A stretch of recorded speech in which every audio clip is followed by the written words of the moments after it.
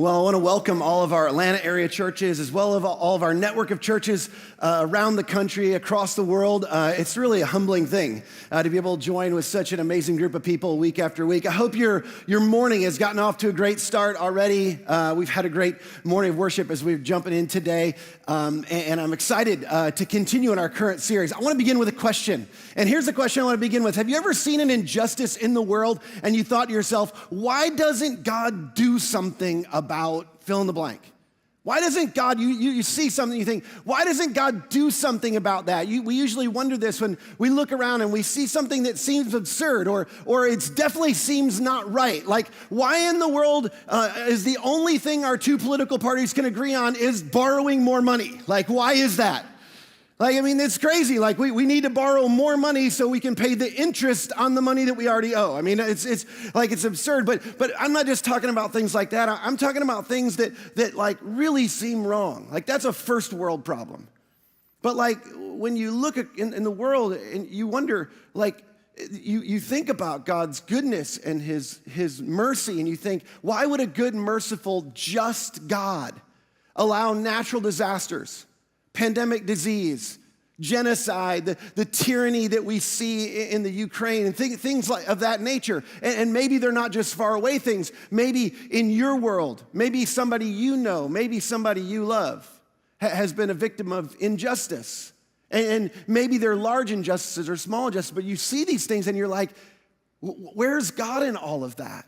And one of my huge ones is when I see people getting away with mistreating or abusing children. And I think most of us can agree on that one. It's like, I just wonder, I'm like, okay, God, like, where are you in this? Why would an all-powerful, all-good God, why wouldn't he do something? And our real question is, why doesn't he do something now? Like, I don't want him to wait. Like, it's like, okay, they're gonna get what's coming. I'm not okay with that. Why don't you do something? Could you intervene and do something right now? And the truth is this is the reason many people have a difficult time believing in the God of the Bible, or a lot of people walk away from, or at least reevaluate their faith, and maybe that's you. Today, we're continuing our series, The Fundamentalist. And if you haven't been with us, we've been talking about recovering the essentials of our faith. And the question we're attempting to answer is, what is the bare minimum? What are the core things that you can't be or you can't do without to be a Christian, the way Christian was defined in the first century? Like, we've been asking the question, like, what's essential? What's indispensable? What's central to what we believe if you want to be a follower, not just a believer in Jesus, but what do you have to believe in order to actually be a follower of Jesus and be considered a Christian? What's essential? And then what's peripheral? What's not central? What's sort of debatable? What are the things that are cultural? Maybe the things that are heretical? Maybe the things that are definitely not fundamental that need to be left behind, because there's a lot of people in our world right now that are deconstructing, as Andy said a couple of weeks ago. He said that when what's peripheral or debatable or cultural, when that becomes central, the Christian faith for a lot of people becomes untenable. And it becomes something that it becomes like a burden that's pressed on them that they can't bear anymore. And they're just like, if I have to take on all of those things, because all these things just keep getting layered on to what it is to be a follower of Jesus or to be a Christian, if all those things are going to get layered on, I just can't do it anymore. And we want to shed those things and walk away from it. So far in the Fundamentalist, we have a list of 3 things. We're 3 parts in. Today is part 4. And the very first one, we said, is central to all the other things. In fact, it's a reference point for everything else, and that is that Jesus is God's Son and our King. And interestingly enough, this is the only thing Christians have agreed upon since really the time of Jesus. I mean, a lot of the other things have been debated, but this is central. This is the core essential to our faith, that God sent his Son into the world. And he sent him to be our king, to be our leader, to be our ruler, to be the one that we surrender our lives to and to follow. In part 2, we talked about the fact that Jesus, when he came to illustrate and demonstrate what God's like. And this is really important, because you look around and you hear some stories and you hear people represent God, and you look at Christians in the world and you go, what is God like? And there's lots of representations, but the scripture says, in fact, Jesus said about himself, if you want to know what the Father's like, you look at me, you look at the Son. Well, that was in part 2. And then the last time we were together, Jesus defined sin. Number 3, Jesus defined sin as anything that harms you or others. And Jesus talked a lot about sin. And a lot of times we get accused of sin, or people get shamed or judged. And we're going to talk a little bit about this today for sinning. But Jesus was really specific about his definition of sin. And sin is anything that you do that's harmful to you, which is why he's given us the instruction he has, or harmful to other people. And following the way of Jesus is never going to be harmful to you or to the people around you. Well, a couple of months ago, Andy came to me and he said, hey, listen, I thought it would be fun for you to participate with me in this series. And I was like, I'm in. And he said, great, you take the reality of heaven, hell, and the final judgment. And I was like, that doesn't sound like so much fun to me anymore. Like, I don't know why you thought that was fun. Maybe that's fun for you. Doesn't sound so fun for me, but here we are. And so we're going to go for it. If you're all right with that today. If you're not, too bad. We're going for it anyway. But it's related to this question here. Why doesn't God do something about the injustice in the world, or the things that are not right in the world? And this question, it reveals something that's universal. It's a universal innate desire in all of us, the universal or innate desire for judgment and justice. You've seen this. We've seen this recently in our world. Diverse groups of people are powerfully united, for better or for worse, around things they're convinced are not right. When we see things that are not right in the world, and you can rally people around this. I mean, this is one of the most powerful unifiers in our world. When you see things that are not right, it's easy to get a group of people rallied around that and against things. You've seen this. It's easier to rally people against things than it is even to rally people for things. But where does that come from? Well, why do we care? And isn't it true? And we don't think about this often, but you're an above average audience. So I want to challenge you today. When you see something that's not right, or to know something that's not right, assumes a standard of something that is right.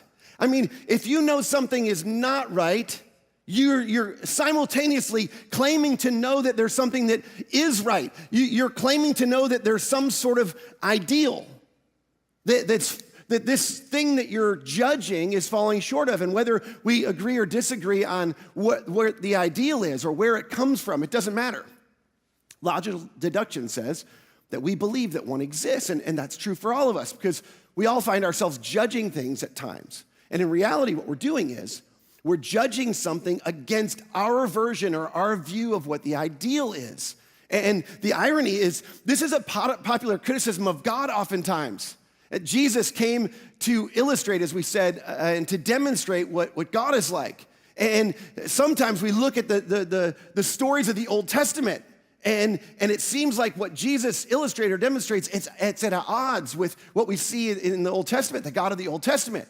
And the reason is because when God actually decides to do something and deliver his justice, we don't like what he does.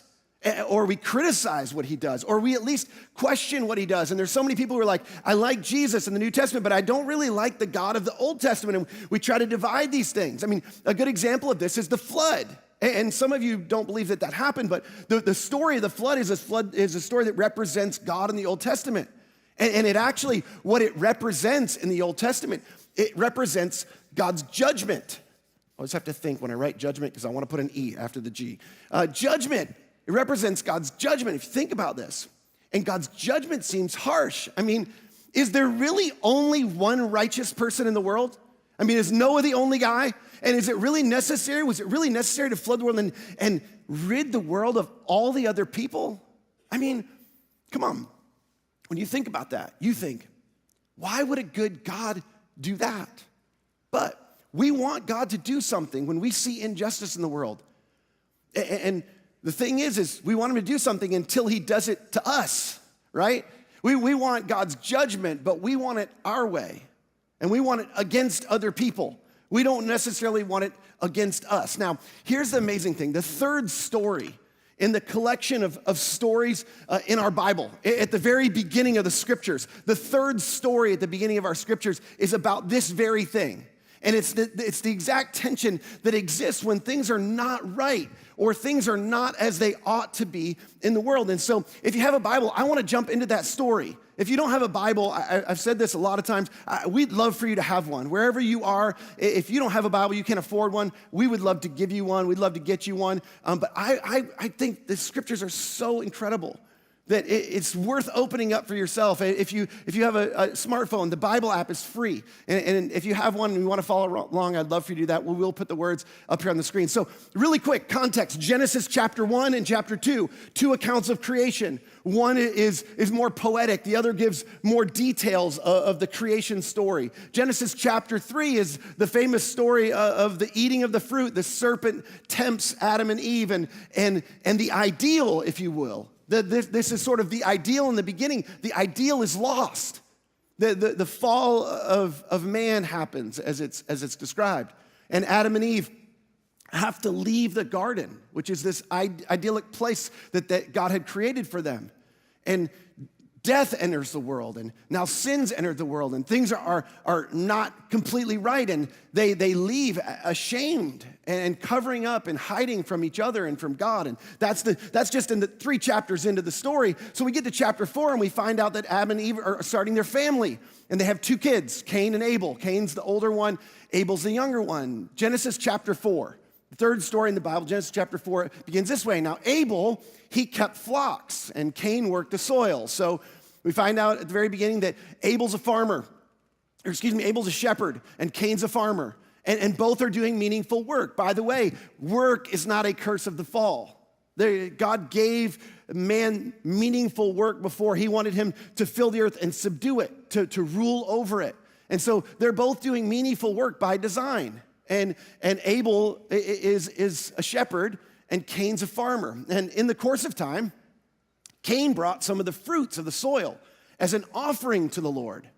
And Abel, he also brought an offering, but he brought the fat portions from some of the firstborn of his flock. So they're both making sacrifices, which is sort of strange at the very beginning, but there's something innate in them that knows that they need to make a sacrifice, which again, seems like a little bit of a strange thing, but we all do this, don't we?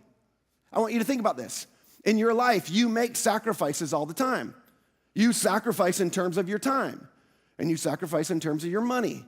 And we offer our talents, and we leverage our assets towards other things. And we do this, and we try to sacrifice, and when we try to sacrifice, we try to make the right sacrifices, don't we? You think about this, and this is a daily thing. Sometimes we do this consciously, sometimes unconsciously, but you're trying to sacrifice the right things and make the right decisions for the right reasons, sacrificing for the right people at the right time. And you're doing this because you want things to go well for you. You want things to go favorably for you. So we want to prosper. We want to make the right sacrifices so that we can leverage the resources that we have so things that will go well for us. And we see in the story that Abel is making a sacrifice. Now, I don't, you have to kind of read between the lines here, but basically what this means when Abel's giving his first and best to God, he's making God the priority of his life. It says that he brought the fat portions, and he brought the firstborn of his flock. Abel's basically going, my priority, the first and best of mine, I'm going to give first to God. I'm going to see God as the priority of my life. And Cain, he makes a different sacrifice. And what Cain does is he just sacrifices sort of his leftovers. And Cain actually keeps the first and best for himself. And in many ways, it's sort of the same sin as in the beginning of creation. He sort of decides, no, I'm most important. This stuff that I have, it's for me first, not for God or for others first. And so this is how Cain and Abel decide to make their sacrifices. So the story goes on, and the Lord looked with favor on Abel and his offering. Of course he did. But on Cain and his offering, he did not look with favor. So here it is. This is it. God. Maybe for you, if you're new to faith or new to being a Jesus follower, I want you to think about this as the ideal. If you're not ready to embrace the story in its totality and who God is, in the story, it's God, but the ideal is judging their sacrifices. And according to God's judgment, the judgment that God makes is that Abel's sacrifice is favorable. Abel puts himself in a position where he can be favored by God, and Cain's sacrifice is unfavorable, which, just side note, and a little bit of a nerdy preacher thing, is I always used to get these guys mixed up, Cain and Abel, but you'll never get them mixed up again because Abel had the favor of God. That's why he was favorable. I got a little bit of applause on that one. He's favorable. So Abel, things are going to go well for Abel. He's got God's blessing, and his sacrifices are favorable. And even if you're not a Christian, you still believe that some sacrifices are more favorable than other sacrifices. You make some sacrifices that are unfavorable, and you sacrifice the wrong things, and things don't go well for you. And other times you sacrifice the right things and they go well for you. So obviously Cain, he doesn't like this. Cain gets very angry and his face is downcast, which is precisely what happens when you get judged, isn't it? When we feel judged, oftentimes we feel shame and we feel embarrassment when somebody calls us out. But that's vulnerable, and we don't want to seem vulnerable, especially when we're being judged, because that feels weak. And so with the corresponding emotion that's unvulnerable is anger. And so that shame or embarrassment, it often presents itself as resentment. And so this is what's happening with Cain is he's angry and his face is downcast and he doesn't want to look up towards God. He doesn't want to relate to God and the Lord. He comes to Cain and he said, "Why are you angry? And why is your face downcast?" Which, again, this is a strange thing. This isn't normal, but he's angry and he's downcast because he's being judged. That's exactly what happens when we're judged. And so Cain, he feels angry and he feels downcast, and God comes to him and he says, "Look, if you do what is right, will you not be accepted? And if you do not do what is right, sin is crouching at your door." He involves this idea of sin. If you do what's right, your sacrifice will be accepted, things will go well for you. But if you do not do what is right, sin's crouching at your door, and it desires to have you, but you must rule over it. It's sort of like, this is what God's response is. It's like, okay, Cain, duh. What'd you think was going to happen? If you make the right sacrifices, and we know this, things typically go fairly well as they can go in a broken and difficult world, but things go typically well. But if not, if you don't make the right sacrifices, if you don't live in the right way, like you invite the consequences to your doorstep, is what he's saying. Like sin comes crouching at your doorstep, and here's the thing, these things will catch up with you eventually. They're at your doorstep, and you've invited them there because of the choices that you've made. Now, this is so important. There's sort of a subplot within the story. Cain's not just angry with God, and his face is not just downcast because of God. The sacrifice of his younger brother is judging him. The way his younger brother is living, the way Abel is living, is a tangible representation of the ideal way you should live, and the choices that you should make, and the decisions and the right sacrifices. And whether you believe these are two real people and this story happened or not, it doesn't even matter, because the story is exactly right. I believe the story because Jesus affirms it, but the human experience confirms it. Think about this. When your wife raves about how wonderful her friend's husband is, and he is, by the way, or when your kids talk about how great their friends' parents are, and they are, or when your boss highlights how competent your coworker is, and they are, you feel simultaneously, it says how insufficient, incompetent, or lame you are. And you may be, by the way, but this is how you feel, right? Isn't it? This is how you feel. Either way, we feel judged. And it doesn't feel good. And there's two options. The first option is we can be inspired by that. We can be inspired by the comparison that we sometimes think is unfair and it's something that shouldn't be made. But we can either be mad about that and be angry about that and feel judged about that. Or we can decide to be inspired and reach towards the ideal and stretch the best we can. Or we can do what Cain does. Now, Cain said to his brother Abel, he said, let's go out in the field.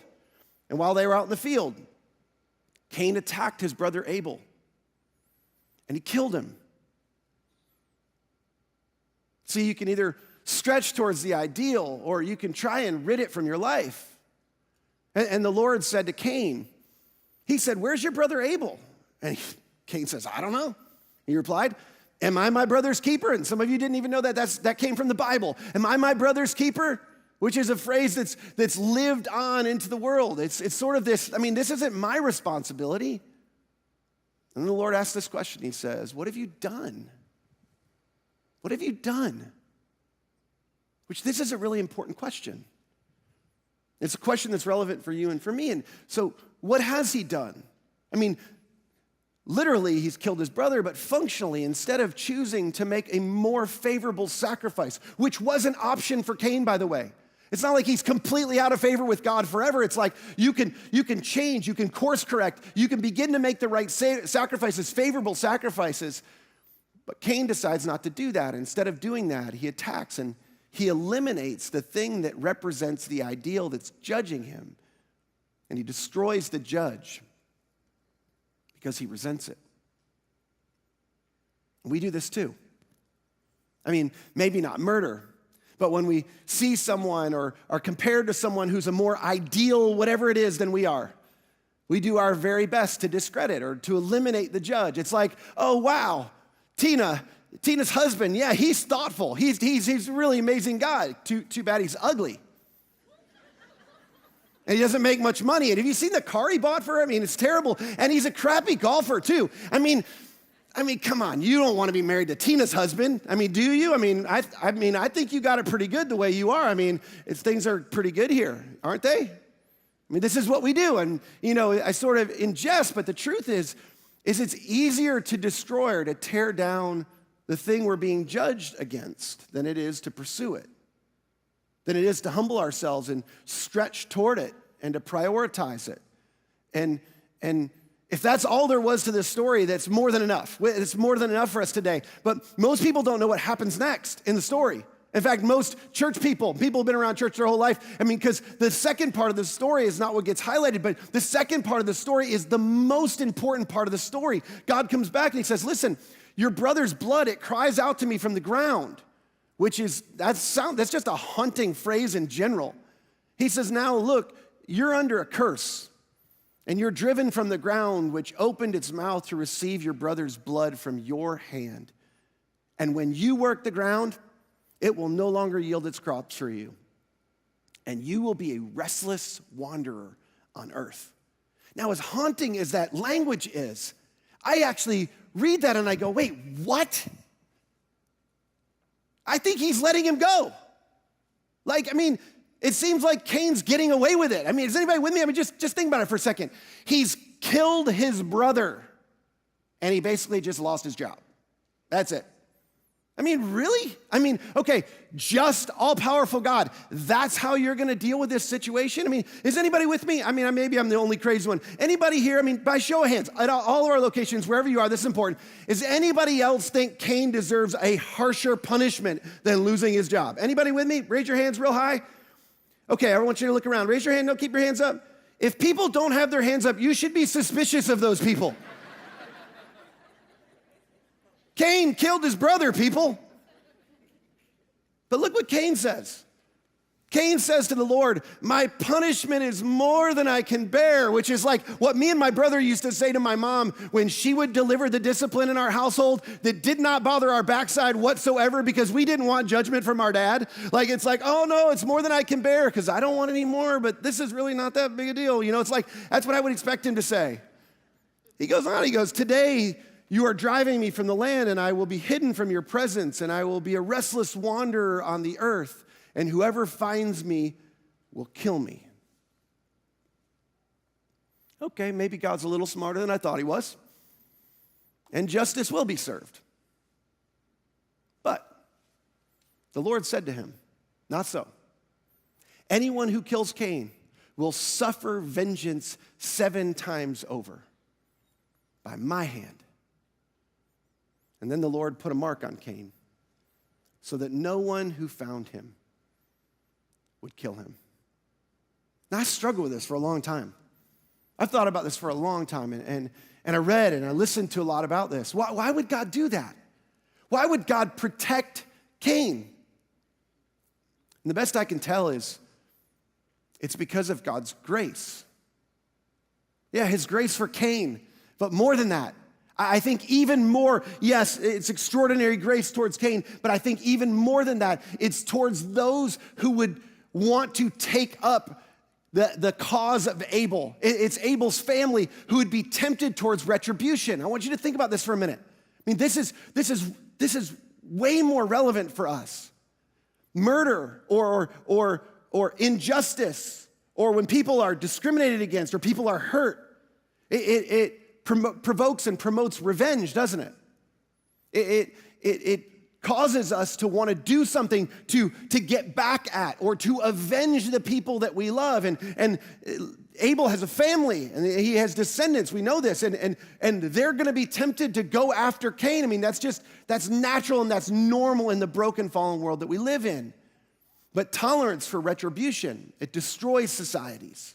When anybody and everybody can take justice into their own hands, it destroys people and it destroys society. Playing judge and taking justice into their own hands just makes Abel's family just like Cain. And God doesn't want that for them.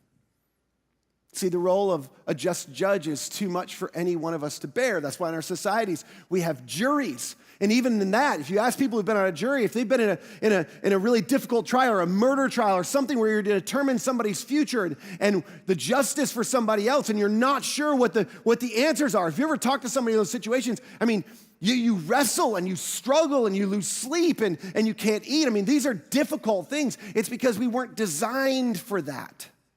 You weren't designed to be a just and a final judge of anything. And we're not good at it anyway, right? How many times have you prejudged or misjudged somebody or something unjustly? I mean, just last week, my 2 boys, we have bigs and littles. We have teenagers and we have 2 little guys, our 9 and 7-year-old. And the 9 and 7-year-old coming running in the room, and I heard them fighting in the other room. They come running in. The 7-year-old's crying. The 9-year-old's running behind him to make sure he tells the right story. And the 7-year-old comes in, the provoker, I'll call him. He comes running in, and I've seen this 1,000 times before. I know exactly what's happening. So before he even starts, I just jump in and I go, tell me, what did you do to your brother? I know you did something, you know, I just go off and I let him have it. And my 9-year-old goes, no, that's actually not what happened, Dad. I started it. And I'm like, I am not worthy to be your dad. And so I started apologizing to my 7-year-old.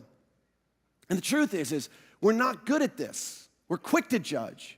We judge incorrectly. We misjudge. So here's the thing. God puts an end to this right away. He despite Cain's appalling crime against his brother, no one's going to seek retribution against Cain or else.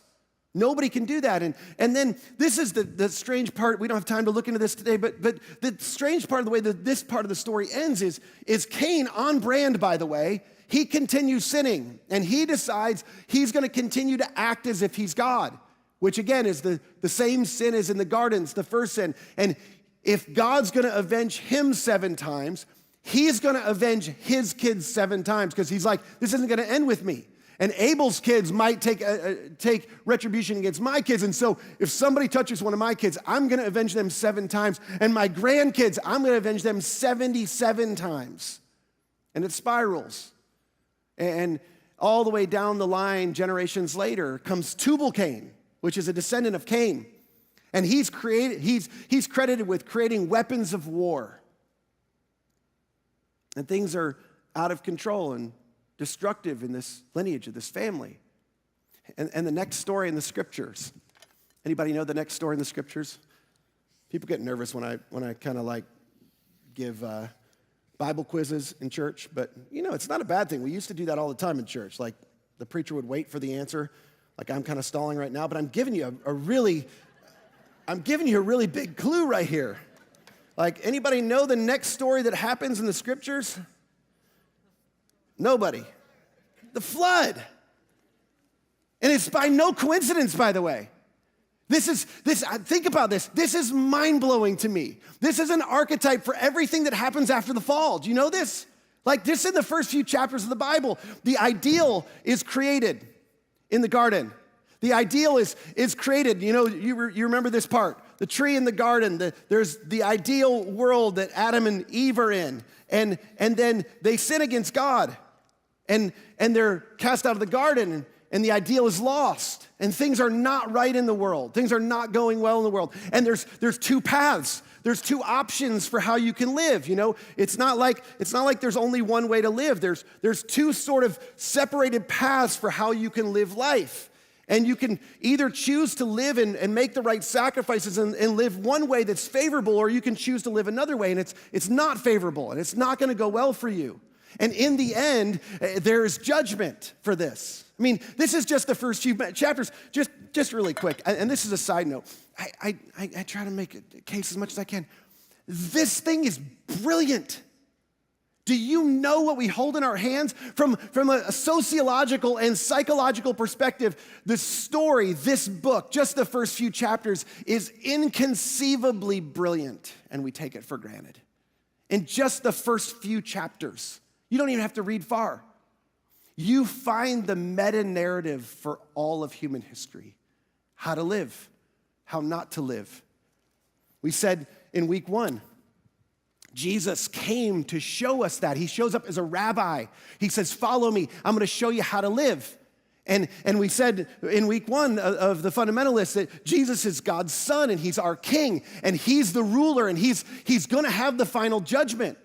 He's God's final king and he gets the final say. In fact, he tells us in John chapter 5, he says, the Father judges no one, but he's given all judgment to the Son. And when we think of final judgment, I mean, this is fun to talk about. It kind of makes people nervous. But when we think of final judgment, what everybody wants to hear about is, hey, what's going to happen in the end? Like, how are people going to be judged? And who's going to actually get to show up and go to the pearly gates? And who isn't? And when is that going to happen? And how is that going to happen? And we use big church words like eschatology and rapture and like what's going to happen in the end. And I'm not making fun. Like those are all important things and key things that the Bible talks about. The problem is none of that is actually really clear as to what happens in the end. But preachers like me, oftentimes they use things like, you know, stories in the scripture, and people are like, someone's like, things are off the rails. Wait till Andy gets back. Like, what are we talking about? But like, we use things like this to like scare people into things, to literally like scare the hell out of people and scare people into other things. And it's like, that's what we want to do. And again, Jesus promises judgment, and the details and the sequence aren't clear. And it is clear that there will be a judgment in the end, and the things of the kingdom of heaven and the things that are from the enemy, the things that are of hell will be separated. But we don't know the details. We don't know when this will happen and how and for how long. And those are all things that are non-essential, that we get fixated on. Here's what is on the fundamental list. What is on the fundamental list is that Jesus, he promises justice in the end. And he invites us to trust him in the meantime. Jesus promises justice in the end. Justice will be served. All will be made right. And in the meantime, he says, will you trust me? Will you trust me for how to live this life? How the proper way to live out being my follower in this world, in a broken world, the best way, the best possible way for things to go well for you, things to go favorably for you. And we're to live in light of this promise. You see, this same temptation that existed with the first humans, this is going to be one of my most fun drawings. It's going to be a hard one, but the same temptation that existed in the beginning still exists in the world. I mean, we think of the stories of the Bible as these old Bible stories, and they're archaic, and I mean, did any of that stuff really happen? And, we saw it on a flannel graph, and now somebody's drawing it on a chalkboard, and that's all a little bit strange. But we hear these stories in the scriptures, and we wonder, like, does that really exist, and does that really matter, and does that really relate to me? But the truth is there's still an enemy. And there's an enemy that's tempting us. And he's tempting us to put ourselves first, to put yourself first in every situation, to not trust Christ in the way he's asked you to live and the way he's encouraged us to live our lives. And he's asking you to trust him. Jesus is asking you to trust him, but there's also an enemy that he's come, and Jesus said he's come to steal and to kill and to destroy. And the truth is when we trust Jesus and we choose to live our lives one way, we actually bring the favor of heaven down into our lives. And you know this. You bring good things. When you follow the way of Jesus, things go well for you, and they go well for people around you. But we also have done this. A lot of us have brought hell up into our lives by making the choices we've had, and by no other fault of anybody but ourselves. And in some cases, you've experienced the fault of other people's decisions, but many of us have experienced bringing hellish things and circumstances up into our own lives and into our relationships because the way we've lived, and you know this, and you've seen it. Some of you have experienced this. That trusting Jesus to be the final judge and bring ultimate justice is choosing to follow his way in the world. Choosing to follow the way he taught us to live. And in fact, Jesus taught us all sorts of things. He taught us not to return evil for evil.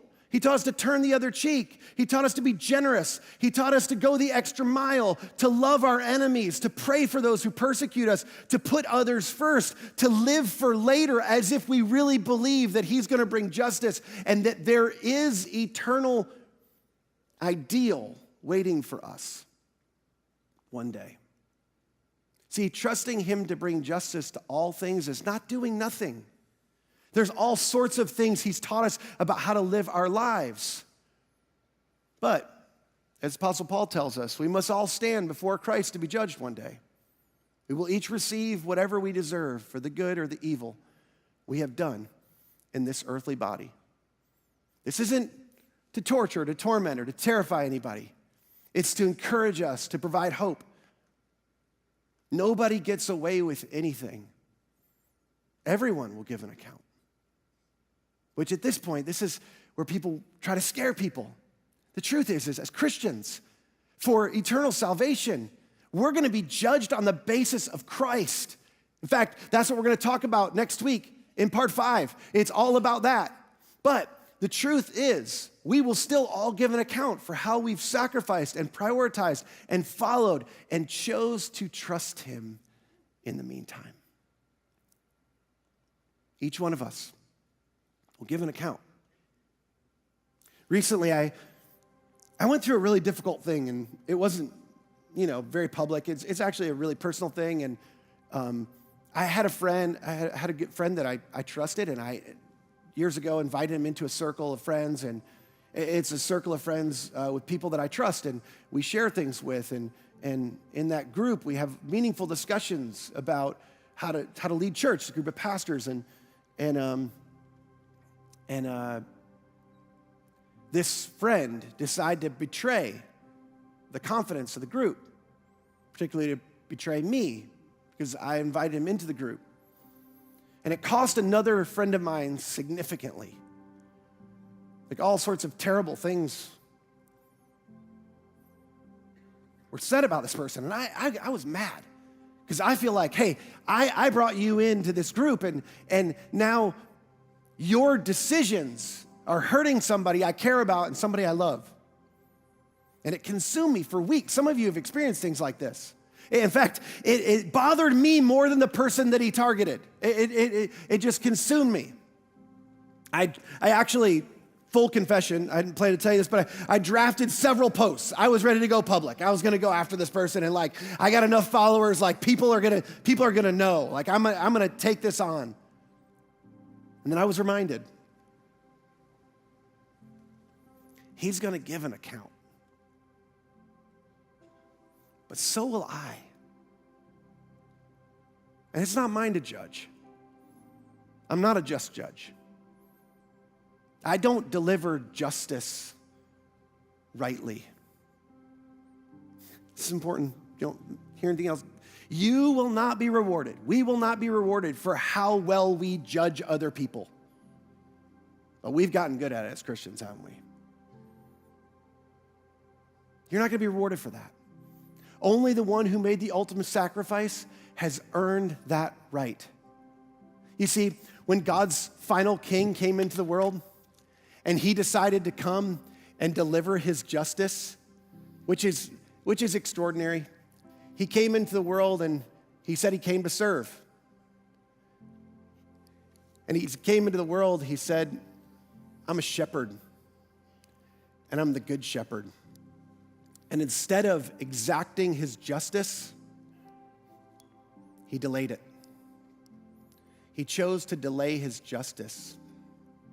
And he delayed his justice so that everyone who hadn't lived properly, who hadn't made the right sacrifices, who hadn't made the right decisions, who hadn't lived perfectly, who hadn't experienced the things of heaven that could go well for them and favorably for them in life, that have pulled hell up into their lives, those people would have the opportunity to turn to him and receive his sacrifice.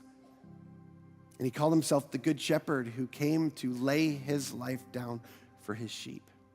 And in doing so, he earned the right to be trusted. Fundamental list number 4, Jesus promised justice in the end, and he invites us to trust him in the meantime.